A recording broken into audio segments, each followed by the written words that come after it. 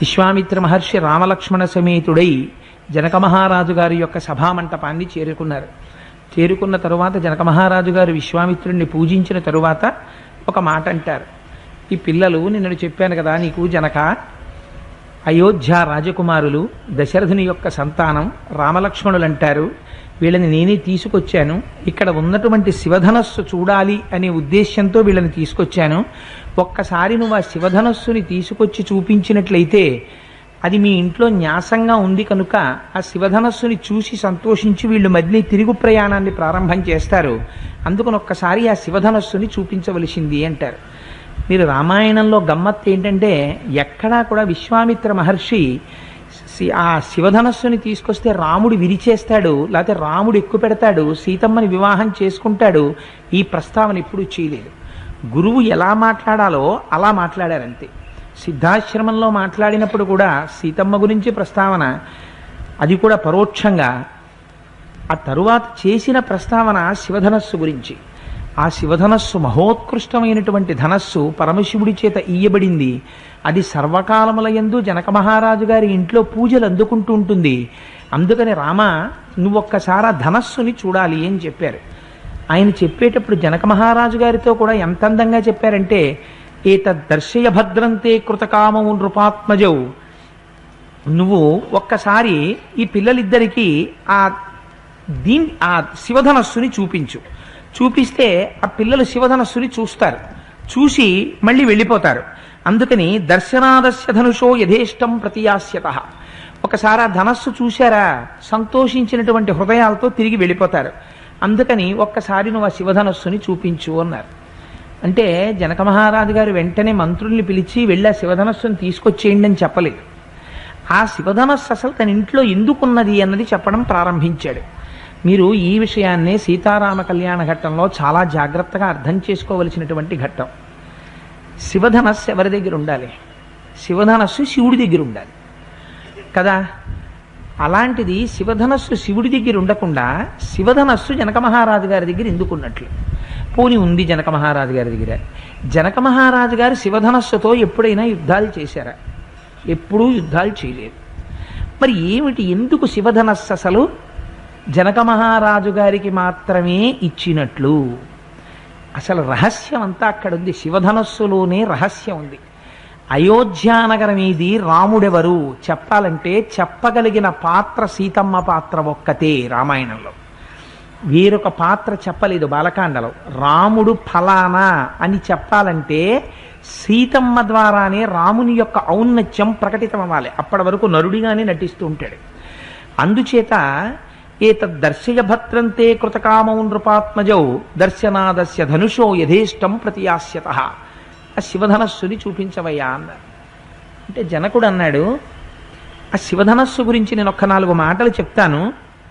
ఈ శివధనస్సు పూర్వకాలంలో దక్షుడు యజ్ఞం చేసేటటువంటి సమయంలో నిరీశ్వర యాగం చేశాడు. పరమశివుడికి హవిస్సులు ఎందుకు ఇవ్వాలి? అందుకని యాగభాగంలో హవిస్సులు ఇవ్వకుండా శివుడు లేనటువంటి యాగం చేస్తానని యాగాన్ని ప్రారంభం చేశాడు. ప్రారంభం చేస్తే శివుడు లేని చోట మంగళం ఎక్కడొస్తుందయా అని అడిగింది పార్వతీదేవి. దాక్షాయణీ స్వరూపంగా ఉండి శరీరాన్ని పరిత్యజించింది. ఆనాడు దేవతలందరూ కూడా తనకి యాగభాగం ఇవ్వకపోయినా సరే వచ్చి ఆ యాగమంటపంలో కూర్చున్నారనేటటువంటి ఆగ్రహం చేత రుద్రుడయ్యాడు. శివుడు 2 స్వరూపాలతో ఉంటాడు. రుద్రుడిగా ఉన్నప్పుడు సంస్కరిస్తాడు, శిక్ష వేస్తాడు. నాన్నగారే కానీ సరిగ్గా చదవట్లేదు, బెల్ట్ పట్టుకుంటారు, అది రుద్రస్వరూపం. నాన్నగారే ఓసారి మార్కులు రాలేదని బెల్ట్ అట్టుకు అలా కొట్టేయరు. ఆ నాన్నగారే వారం రోజులు పోయిన తర్వాత సెలవులు ఇస్తే పిల్లాడిని విశాఖపట్నం తీసుకెళ్తారు, తర్వాత తిరుపతి తీసుకెళ్తారు, శ్రీశైలం తీసుకెళ్తారు, అరుణాచలం తీసుకెళ్తారు. అందుకని ఆయన మంగళప్రదుడై ఉన్నప్పుడు శివుడై ఉంటాడు. అదే పరమశివుడు శిక్షించేటటువంటి స్వభావంతో ఉన్నప్పుడు ఆయన ఘోరాతి ఘోరమైన రూపంతో ఉంటాడు, అప్పుడు రుద్ర స్వభావంతో ఉంటాడు. అందుకని ఆయన రౌద్ర స్వభావాన్ని పొందాడు. పొంది నిరీశ్వర యాగం చేసిన చోటికి అసలు దేవతలు మీరెందుకు వచ్చారని తన ధనస్సును ఎక్కుపెట్టాడు. ఎక్కుపెట్టేటప్పటికీ దేవతలందరూ భయపడ్డారు. భయపడి వెళ్ళి ఆయన పాదముల మీద పడి ప్రార్థన చేశారు. ప్రార్థన చేస్తే ప్రసన్నుడయ్యాడు. ఇది రుద్రుడు శివుడు అవడం. శివా విశ్వస్య భేషజీ అంటుంది రుద్రాధ్యాయం. అమ్మవారు వచ్చి పక్కన కూర్చోగానే మళ్ళీ ఆయన ప్రశాంతుడవుతాడు. అందుకని ఆయన లోకం పట్ల ప్రసన్నుడయ్యాడు. ప్రసన్నుడై సరే మీరు ఇంకెప్పుడు ఇటువంటి యాగం చెయ్యకండి అన్నాడు. దక్షయజ్ఞాన్ని పూర్తిగా ఇక్కడ విచారణ చెయ్యలేదు. భాగవతంలో శివమహాపురాణంలో చేశారు. ఒక్కసారి విహంగ వీక్షణంగా మాత్రమే వాల్మీకి మహర్షి స్పృశించారు. ఆ ధనస్సుని దేవరాతుడు అనబడేటటువంటి ఒక మహారాజు గారు జనక మహారాజు గారి వంశంలో ఉండేవారు. ఆ దేవరాతుడు అనేటటువంటి మహారాజుకి ఇచ్చి న్యాసంగా ఉంచారు. న్యాసము అంటే అక్కడ ఉంచుట కొంతకాలం, దీన్ని ఇక్కడ ఉంచు అని ఇచ్చారు. అది శివధనస్సు, పరమ పవిత్రమైనటువంటి వస్తువు. అది ఉండడమే మంగళప్రదం. అందుకని ఆ శివధనస్సుని స్వీకరించినటువంటి వాడై దేవరాతుడు దాన్ని ఒక మంజూషలో పెట్టాడు. మంజూష అంటే ఒక పెద్ద పెట్టి. ఆ పెద్ద పెట్టి ఎంత పెద్ద పెట్టి అంటే ఆ పెద్ద పెట్టిని లాక్కు రావాలంటే ఎప్పుడు చక్రాలుండగా ఎంత బరువు ఉన్నా కాస్త తోసేయడం తేలిక. చక్రాలు ఉన్నటువంటి మంజూషలో శివధనస్సు ఉండగా దాన్ని తొయ్యాలంటే దగ్గరగా ఒక 5,000 మంది చాలా దృఢకాయులైనటువంటి వాళ్ళైతే మాత్రమే తొయ్యగలరు. అటువంటి శివధనస్సుని న్యాసంగా ఉంచారు. దాన్ని పెట్టిలో పెట్టి భద్రంగా ఉంచి ప్రతిరోజు అగరధూపంతో దాన్ని పుష్పాలతో అర్చన చేస్తూ పరమ పూజనీయంగా ఆ శివధనస్సుని కాపాడుకుంటూ జనక మహారాజు గారి వంశం విదేహ వంశం చూసుకుని వస్తోంది. ఇలా కొంతకాలం గడిచిందయా. ఆ శివధనస్సు మా ఇంట్లో ఉంది. ఇదే సమయంలో మహానుభావ విశ్వామిత్ర, నీకు తెలియనిది కాదు, ఒక ఆశ్చర్యకరమైన సంఘటన జరిగింది. అధమే కృషత క్షేత్రం లాంగలాదుద్ధితామయ క్షేత్రం శోధయతా లబ్ధ్వా నామ్నా సీతేతి విశ్రుత. నేను ఒకనాడు యజ్ఞం చేద్దామని భూమిని దున్నుతున్నాను. భూమిని దున్నుతుంటే ఆ భూమిని దున్నుతున్నప్పుడు నాగటి చాలుకి తగిలి ఒక స్త్రీ తనంత తానుగా ఒక బాలిక ఉద్ధిత పైకి లేచింది. ఆ పిల్లకి నేను పేరు పెట్టలేదు. ఆ పిల్ల తనని తాను సీత అని పిలవబడింది. సీత అంటే నాగటి చాలుకి తగిలి పైకి లేచినది అని అర్థం. అటువంటి పిల్ల, ఆ పిల్లకి పేరు సీత అని సహజంగా వచ్చింది. ఆ పిల్ల నా దగ్గర పెరుగుతోంది.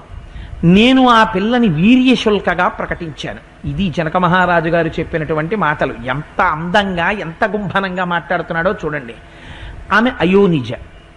ఆమె ఒక స్త్రీ గర్భవాసం చేసి బయటికి వచ్చినటువంటి స్త్రీ కాదు, మహాసౌందర్య రాశి. ఆవిడ్ని చూసినటువంటి ప్రతి పురుషుడు కూడా ఆవిడ్ని తన భార్యని చేసుకుందామనేటటువంటి వ్యామోహాన్ని పొందాడు. ఎవరు? దేవతలు, రాక్షసులు, యక్షులు, కిన్నెరులు, కింపురుషులు, అసురులు, దైత్యులు, వాళ్ళు వీళ్ళు అని ఇందుకు అందరు. అందుకని నేను సీతమ్మని వీర్యశుల్క అన్నాను. వీర్యశుల్క అంటే పరాక్రమము చేత గెలుచుకొనవలసినది. ఏ పరాక్రమం? పరాక్రమం అంటే ఇంత రాజ్యం ఉన్నవాడా, ఇంతమందితో యుద్ధం చేయగలిగిన వాడా, అతిరథుడా, మహారథుడా? ఏమిటి నిర్ణయం అంటే శివధనస్సును ఎవరెక్కు పెడితే వాళ్ళకి అన్నాను. చూడండి, నిజంగా జనక మహారాజు గారి తెలివితేటలు చూడండి. ఎవరికి పెట్టేట నిర్ణయం? జనక మహారాజు గారికి భూమి దున్నుతుండగా దొరికిన పిల్ల సీతమ్మ. తర్వాత నిజంగా జనక మహారాజు గారికి ఒక కూతురు పుట్టింది. ఆ కూతురు పేరు ఊర్మిళ. అసలు తండ్రికి ప్రేమ ఎవరి మీద ఎక్కువ ఉండాలి? తన కుమార్తె కాబట్టి ఊర్మిళ మీద ఎక్కువ ఉండాలి. శివధనస్సు ఎక్కువ పెట్టినటువంటి వాడికి ఊర్మిళని ఇస్తాననాలి. ఎందుకని? వాడు మహాపరాక్రమవంతుడు కనుక ఊర్మిళని ఇస్తాననాలి. కానీ జనకుడు మహాజ్ఞాని. మహాజ్ఞాని కనుక సీతాస్వరూపం ఏమిటో జనకుడికి తెలుసు. ఈ సీత ఎవరు పొందాలో ఆయన నిర్ణయించాడు. శివధనస్సు నెక్క పెట్టగలిగిన వాడెవడో వాడు లోకములకు మంగళము చేయగలిగిన వాడు. శివకేశవుల మధ్య భేదం చూడని జ్ఞాని జనకుడు. అందుకని శివధనస్సును ఎవరు ఎక్కువ పెడతారో వారికి పిల్లనిస్తాను, వీర్యశుల్క అన్నాను. అంటే మహానుభావ విశ్వామిత్ర, ఎందరో రాజులు వచ్చారు. వచ్చి ప్రతివాడు అయితే నేను శివధనస్సును ఎత్తుతాననేవాడు. ఎత్తి ప్రతివాడు వచ్చేవాడు, శివధనస్సుని తీసుకురమ్మనేవాడు, తీసుకొచ్చేవాళ్ళం. ఆ శివధనస్సుని పట్టుకునేవాడు, ఎత్తలేక చతికిలు పడిపోయేవాడు దాన్ని చూడగానే. ఇలా ఎందరో వచ్చారు. దేవతలు వచ్చారు, రాక్షసులు వచ్చారు, మనుష్యులు వచ్చారు. ఎవరూ శివధనస్సుని ఎక్కువ పెట్టలేకపోయారు, కదల్చలేకపోయారు, నారి తొడగలేకపోయారు. అందుచేత వాళ్ళందరూ తిరిగి భగ్న హృదయులై వెళ్ళిపోయారు. వెళ్ళిపోయిన వాళ్ళందరికీ కడుపులో బాధ బయలుదేరింది. ఈ జనక మహారాజు గారి ఇంట్లో అందాల రాశి అయినటువంటి సీతమ్మ ఉంది. ఈ సీతమ్మని ఎవరికి ఇచ్చి వివాహం చేయడు. వీర్యశుల్క అంటాడు. ఎవరైతే శివధనస్సుని ఎక్కువ పెడతారో వాళ్ళకిస్తాను ఈ పిల్లనంటాడు. ఎంతకాలం ఇలా ఆ పిల్లని పెట్టు కూర్చుంటాడు? ఎవడెక్కు పెడతాడు శివధనస్సు? ఎవడు శివధనస్సును ఎక్కువ పెట్టేవాడు కనపట్టలేదు. కాబట్టి ఇలా కాదు, మనం ఒక పని చేద్దాం. జనక మహారాజు గారు ఇటువంటి షరతు పెడుతున్నాడు కాబట్టి మనందరం ఒక్కటై జనక మహారాజు గారిని ఓడిద్దామన్నారు అని వీళ్ళందరూ ఏకమయ్యారు. ఏకమై జనక మహారాజు గారి మీదకి యుద్ధానికి వెళ్ళారు. యుద్ధానికి వెడితే పూర్వకాలంలో కోటకి బయట అగట్ట అని ఉండేది. అగట్ట అంటే పెద్ద నీటి కాలువ లాంటిది ఒకటి తవ్వుతారు. దాన్ని దాటి రావడం కష్టం. ఆ లోపల రాచనగరు కోటకి తలుపులన్నీ మూసేశారు. లోపల ఆహారం ఉండేది. 1 సంవత్సరం పాటు జనక మహారాజు గారి సైన్యానికి, ఇతర రాజులకి, అందరికీ, అందులో దేవతలు కూడా ఉన్నారు, దేవతలకి దేవగణాలకి కలిపి యుద్ధం జరిగింది. జరిగితే లోపల ఉన్నటువంటి ఆహార పదార్థాలు క్షీణించిపోయాయి. ఆహారం ఉంటే తప్ప మనిషికి బలం ఉండదు, బలం ఉంటే తప్ప యుద్ధం చేయలేడు. ఏం చెయ్యాలి ఇప్పుడు? జనక మహారాజు గారి యొక్క ప్రాజ్ఞత చూడండి. తతో దేవగణాన్ సర్వాన్ తపసాహం ప్రసాదయం దదుశ్చ పరమప్రీత చతురంగ బలం సురాహ. అప్పుడు నేను కోటలో కూర్చుని తపస్సు చేశాను.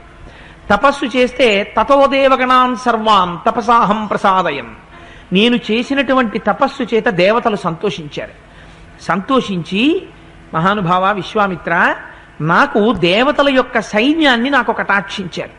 ఆ దేవతా సైన్యాలతో నేను నా మీద యుద్ధానికి వచ్చినటువంటి రాజులందరినీ ఓడించాను.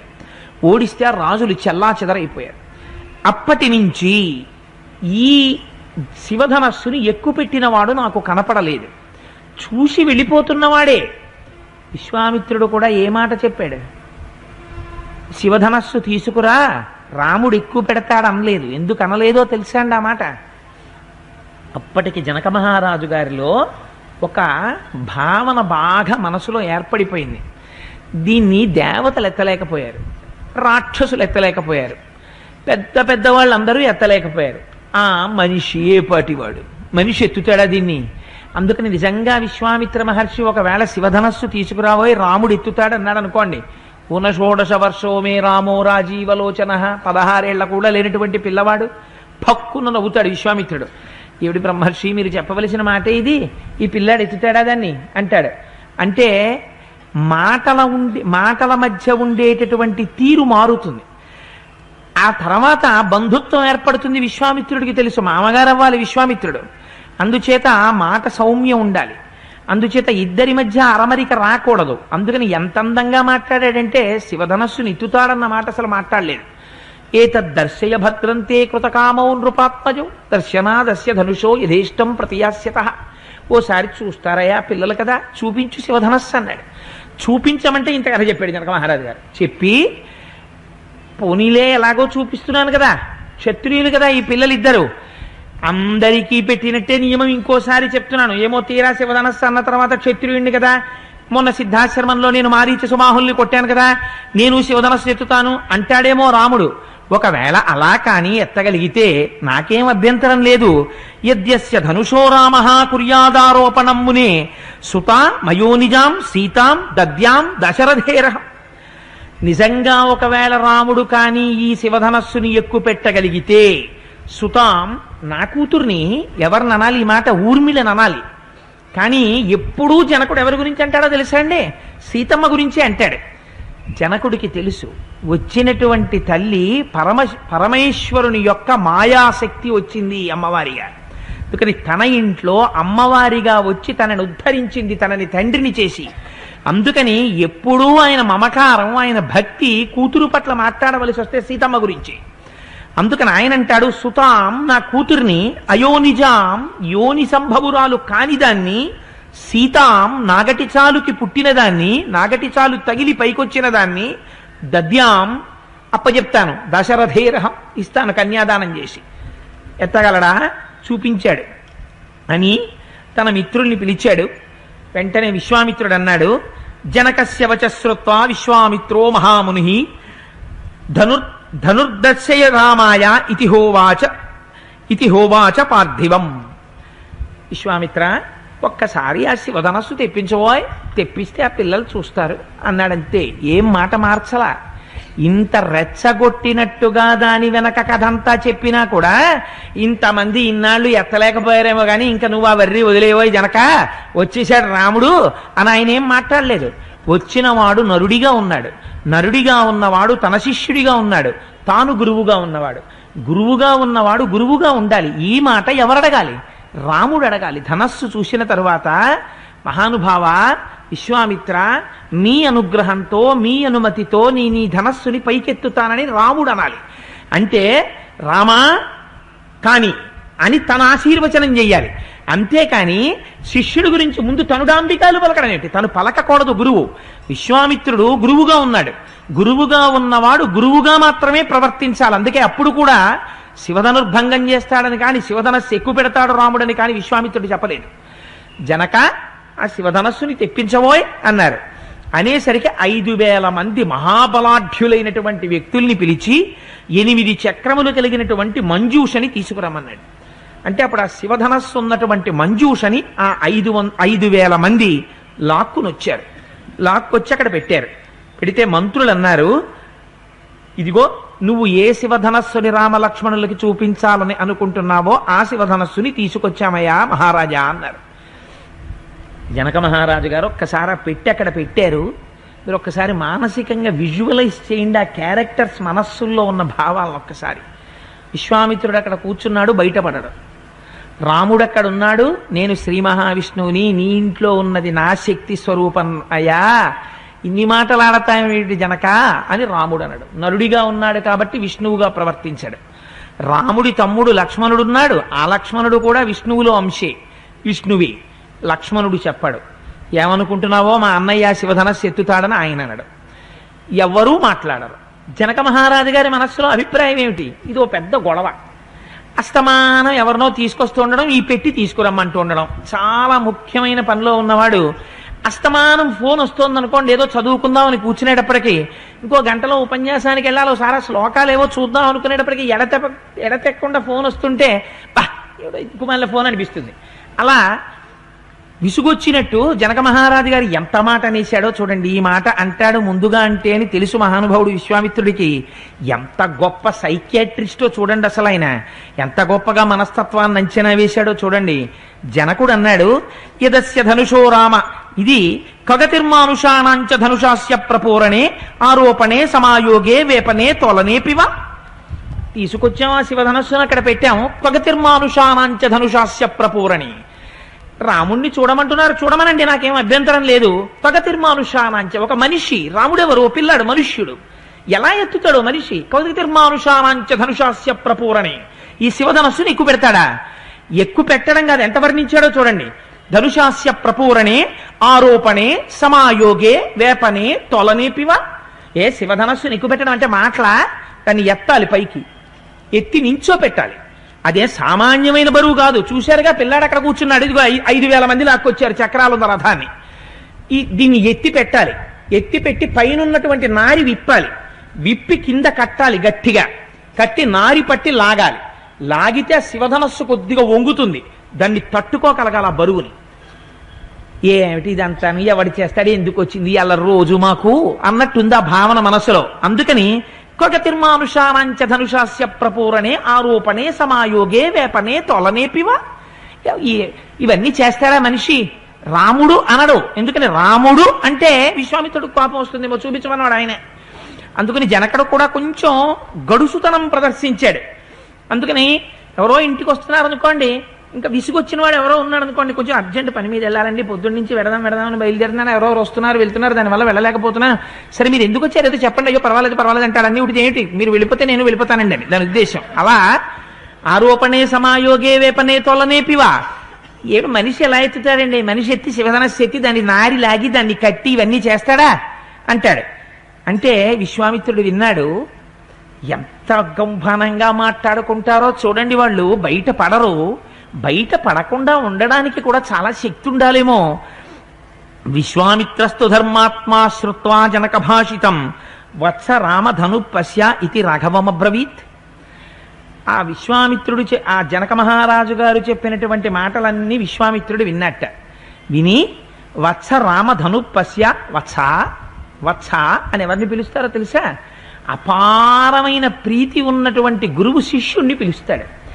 ఎంత ప్రేమ ఉందో తెలుసా రామా నీ మీద నాకు, వత్సా అని పిలవడంలో, రామా నువ్వు ఈ కార్యం చెయ్యగలవని నాకు తెలుసు రామా, అందుకని ఇవాళ శిష్య అని పిలవట్లేదు, వత్స. ఎంత ప్రేమో, కొడుకు కన్నా ప్రేమ నీ మీద నాకు. అందుకు కదా గోవత్సము అంటారు. ఆవు దూడ యొక్క మాలిన్యమును నాకేసినట్టు నీ బలహీనతని తీసేశాను నేను. ఏమిటి బలహీనత? ఏ అస్త్ర సంపద లేకపోవడం. నిన్ను నేను మహాబలవంతుణ్ణి చేశాను. ఎలా? నీకు బల అతిబల విద్యలు ఇచ్చాను. మంత్రగ్రామం గృహాణత్వం బలామతిబలాంస్తథ నశ్రమో నజ్వరో వాతేన రూపస్య విపర్శయ అని అటువంటి విద్యలన్నీ ఇచ్చాను, అటువంటి అస్త్రాలన్నీ ఇచ్చాను. నువ్వు నా శిష్యుడివి. నాకున్నటువంటి సమస్త శక్తులు నీకు ధారపోసేశాను రామా. ఇవాళ విశ్వామిత్రుడి శక్తి ఒకటి, రాముడి శక్తి ఒకటి కాదు, అటువంటి వాడివి నువ్వు. అందుకని వత్స రామ ధనుప్పస్య, చూడబోయే ఆ ధనస్సుని.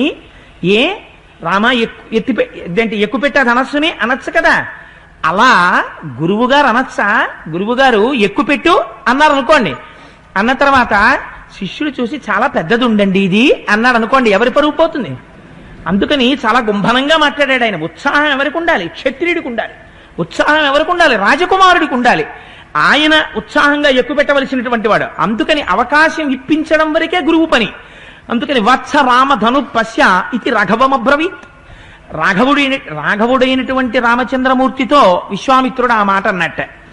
అనేటప్పటికీ రాముడి గుంభనం చూడండి. ఆయన బయటపడడు.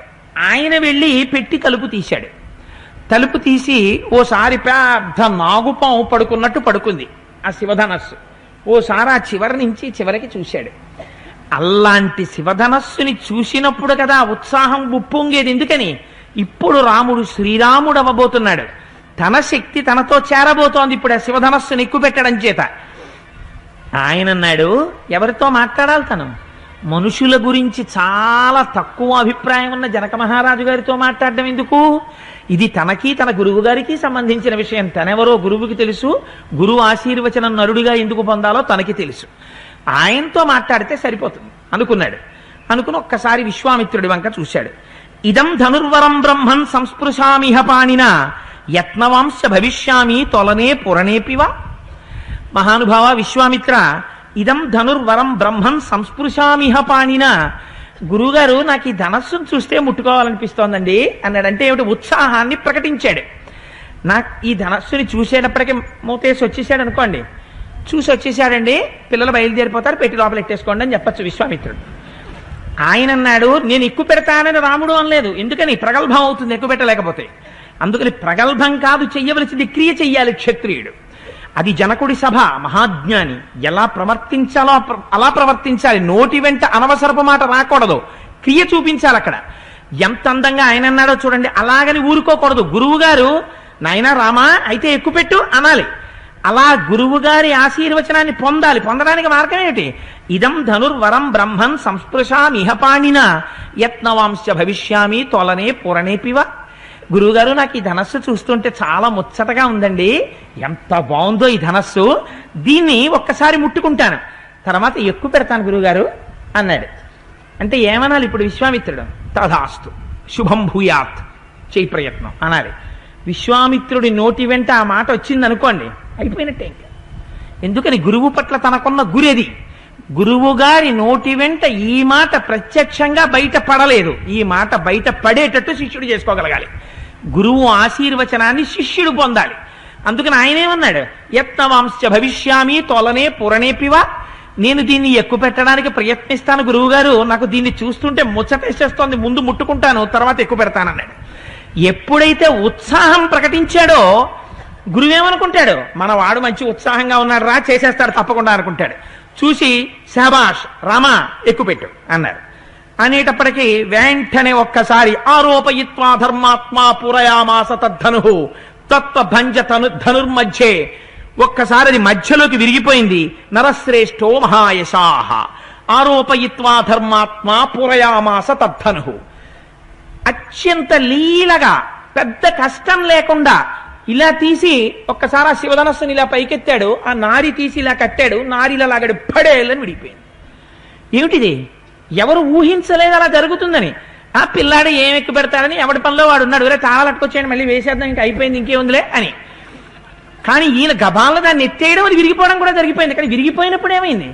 చిత్రం ఏమిటో తెలుసా అండి, వాళ్ళు ఇంకా అసలు బాహ్య స్పృహలోకి రాకముందే శివధనుర్భంగం చూసిన వాళ్ళు ఎంతమందో మీరు ఊహించవచ్చు. దీన్ని బట్టి చూసిన వాళ్ళు ఎవరట? శబ్దం వచ్చిందిట.